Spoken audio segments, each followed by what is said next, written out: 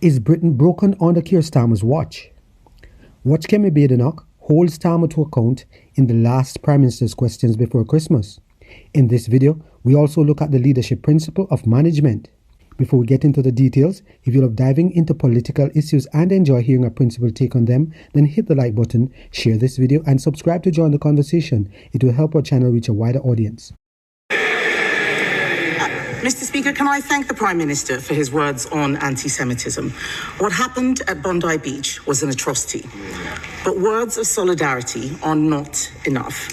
We know the evil we face. Islamic extremism is a threat to Western civilization. It abuses our democracies and subverts our institutions. It is incompatible with British values. So it is not enough just to protect Jewish communities. We must drive Islamic extremism out of this country. Mr. Speaker, I would also like to send my best wishes to our armed forces, to the emergency services and to everyone who will be working over Christmas. And I would also like to take this opportunity to wish you, Mr. Speaker, the House staff and all members of this House, including the Prime Minister, a very Merry Christmas. Mr. Speaker, it is the Prime Minister's second Christmas in Downing Street, and by his own admission, he's not in control. He says nothing happens when he pulls the levers. Does he blame himself or the levers? Mr. Speaker, I'll just set out what we've achieved this week, Mr. Speaker. We're setting out our violence against women and girls strategy tomorrow. That'll mean specialist support for abuse victims and the 999 calls experts. Sorry, Prime Minister. I expect better from you. Ex-serving officer, we expect the standards of a good officer. Prime Minister. The next lever was 500 jobs protected at Grangemouth. Partnering with INEOS to safeguard the plant's future. The next lever was Erasmus scheme, which is being announced later on today from January 2027. I got the next lever, Mr. Speaker, the Employment Rights Bill became law. Biggest uplift in workers' rights in a generation. I've got a whole more list, Mr. Speaker. I could go on for a very long time. Kemi Badenoch. Not sure exactly what that had to do with the question, Mr. Speaker. The fact is, the Prime Minister promised economic growth, but the only thing that's grown is his list of broken promises. He promised to reduce unemployment, but yesterday, unemployment hit its highest level since the pandemic. It has gone up every single month since he came into office. Why is that? Mr. Speaker, the facts are these: 350,000 more people in work this year. We've got the lowest inactivity rate for 5 years. We are taking a number of measures to address this, particularly with the young unemployed. I would remind them that under their watch, unemployment averaged 5.4%, higher than it is today. You too. Mr. Speaker, I don't know what planet the Prime Minister is living on, but unemployment has gone up every single month under him. Youth unemployment, record levels. Graduate recruitment, lowest ever. He promised that he wouldn't increase taxes on working people, but he has. Last year, he increased national insurance. Last month, he froze income tax thresholds.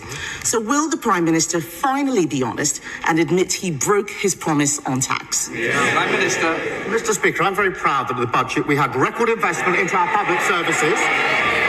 We stabilised the economy and we bore down on the cost of living. They voted against all those measures. But, Mr. Speaker, it is a season of goodwill. Let me congratulate the Leader of the Opposition. She's broken her own record since last week. Last week, 21 former Tory MPs had walked away to reform. She's broken that record because this week it's gone to 22. The former Vice Chair has now gone.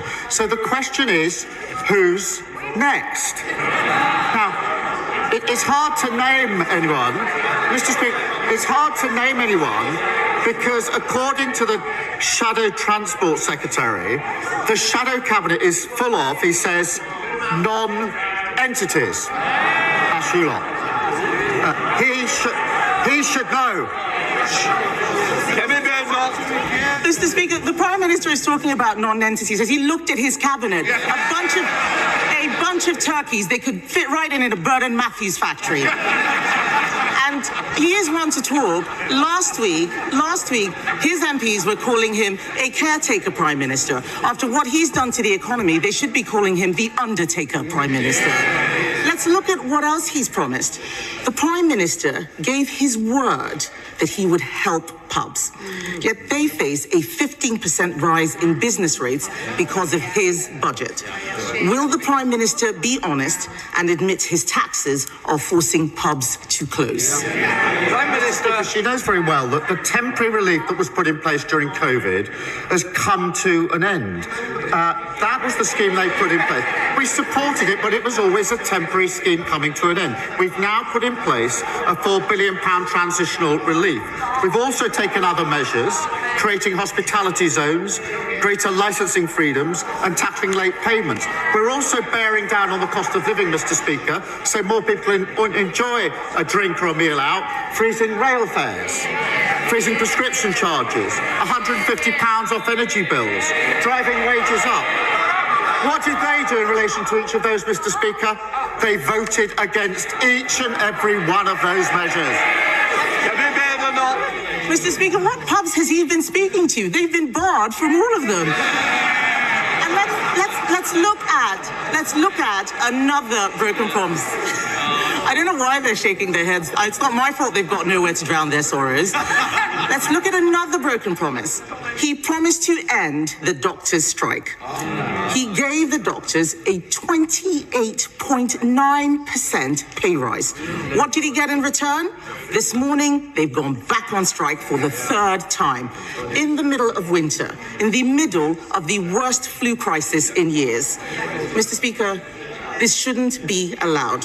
We already ban strikes by the police and the army. Why doesn't he put patients first, show some backbone, and ban doctors' strikes?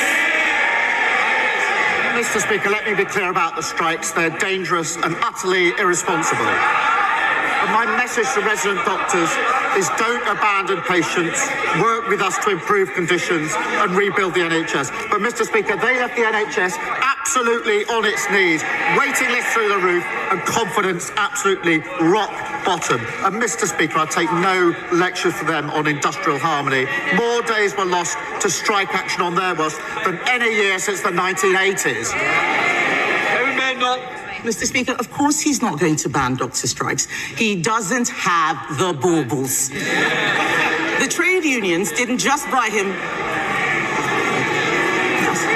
They can shake their heads all they like. We all know who's running their party, and it's not him. The trade unions didn't just buy him for Christmas, they bought him for life. And this matters for all those people out there facing a difficult new year.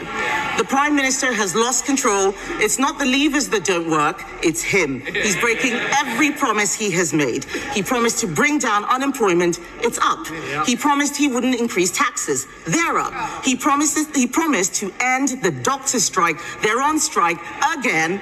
Mr. Speaker, he said his main mission was economic growth, but the economy is shrinking. With a year like that, is it any surprise that all his MPs want for Christmas is a new leader? Mr. Speaker, we got the Muppets Christmas Carol here.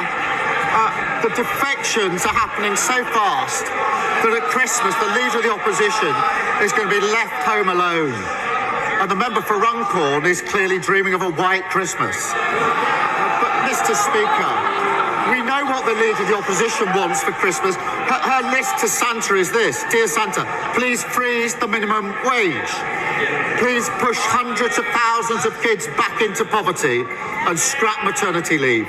Merry Christmas from the Tories. Mr. Speaker, what we're bringing is cheaper mortgages, new rights for workers, and lifting 500,000 people out of poverty. We've achieved more in 14 months than they achieved in 14 miserable years. In the words of Keir Starmer, every time I pull a lever, there are a whole bunch of regulations, consultations, arm's length bodies that mean the action from pulling the lever to delivery is longer than I think it ought to be. Can you imagine what the state of this country would be if Keir Starmer had the opportunity to do as he likes, going further and faster than he has done with Britain? I could not imagine Britain being in a worse state than it is now under Starmer and Labour. Britain is on its knees. It is broken and it desperately needs someone well capable of fixing it. Clearly, this Prime Minister is either keeping his eyes closed, putting his head in the sand, or he just doesn't care about what concerns the British people.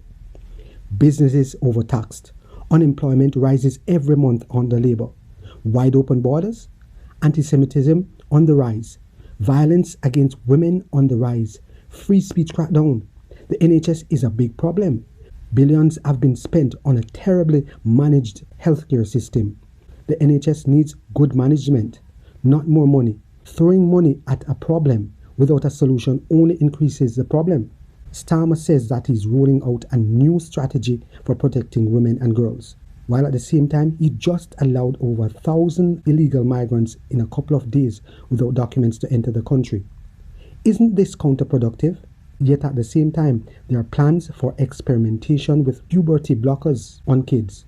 This has nothing to do with protecting women and children.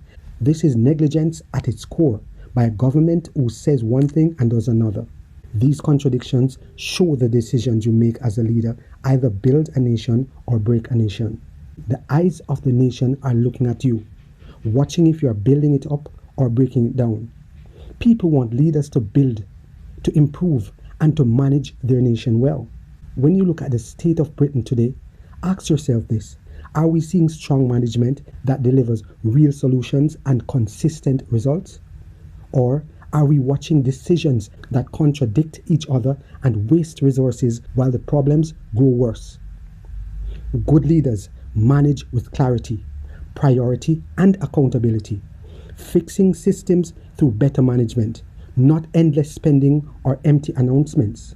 Good management, decisive, consistent, solution-oriented leadership is the missing ingredient needed to lead Britain forward. If you have benefited in any way from this video, please subscribe, like, share, and be sure to leave us a comment.